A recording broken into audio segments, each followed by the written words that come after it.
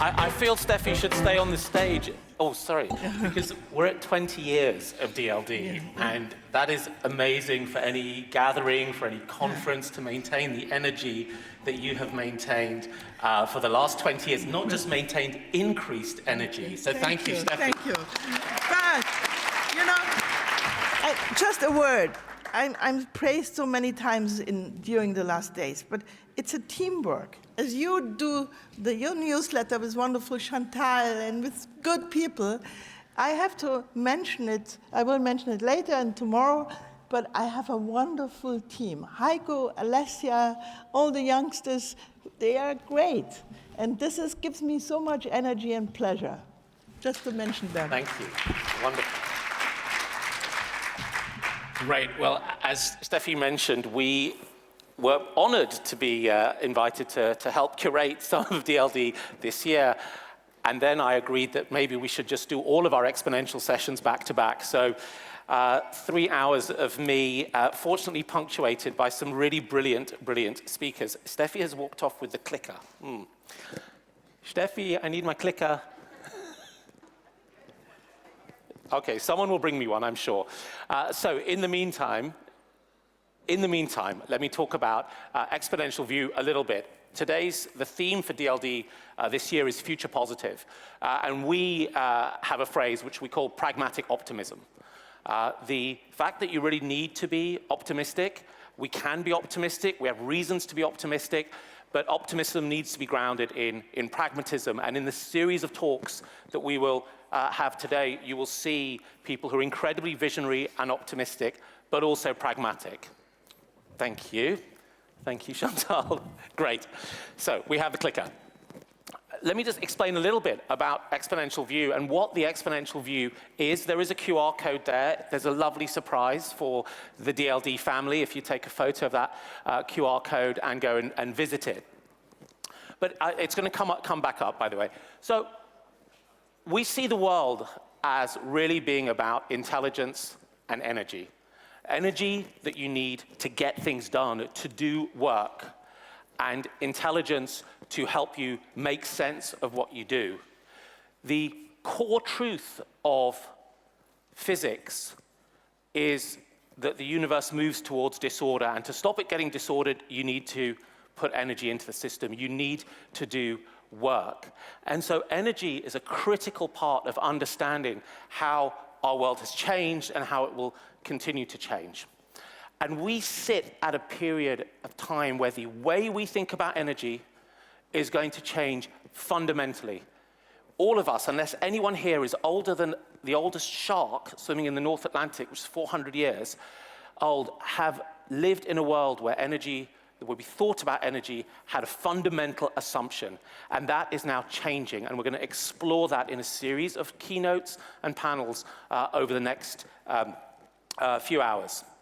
But the other thing that matters to get things done ultimately is the notion of intelligence, the notion of being able to look at your environment, understand your environment, understand what you want to achieve, manipulate resources that you can access to achieve those, evaluate how well you did it, and then do that process again. And some creatures do that extremely well. We apparently do that quite well as humans.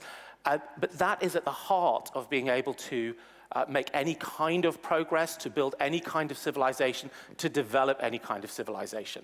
And of course, where we stand today is that we have a series of technologies that we call artificial intelligence that could transform the way we think about how we apply intelligence. Bringing these things together at the time that we bring them together at one moment is a watershed for humanity. Why exponential? Exponential because these things are improving as technologies exponentially. We all know this is happening with our computer chips. We know it's happening with AI.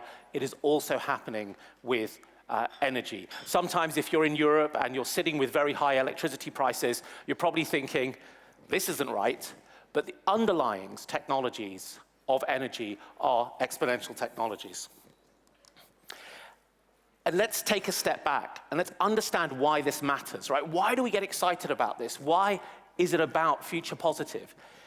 It's about future positive because we have a track record that shows us that once you bring technologies to bear, and fundamentally technologies of intelligence or energy, the human condition improves. So this is average world GDP per capita going back to 1500, but we can take it back to 2000 years before the birth of Christ and beyond.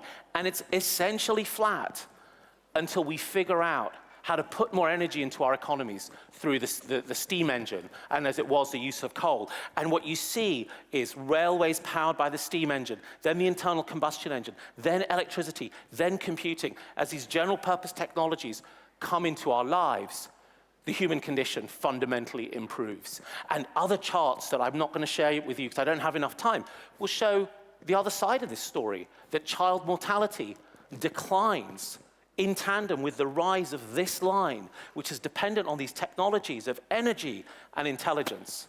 So that's why we're excited about the next few hours of discussions. Let's talk about the 6 themes we're going to take you through. So there's a lot to be said about AI and what AI it means and is doing. Agents are going to be a fundamental theme over the next few years, and really starting this year. We have a really fantastic panel later this afternoon, 16:20, hopefully if we're on time, where we will be exploring this particular question.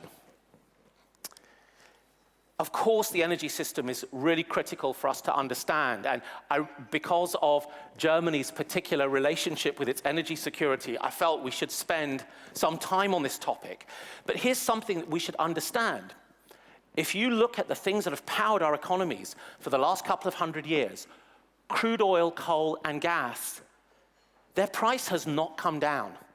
In 200 years of technological innovation, you basically get the same amount of energy for spending the same amount of money. This is all rebased in 2020 dollars, except for crude oil, which has got more expensive. The reality is, this thing that is the lifeblood of our civilization has been really dumb, and it has been at the behest of the regional autocrat.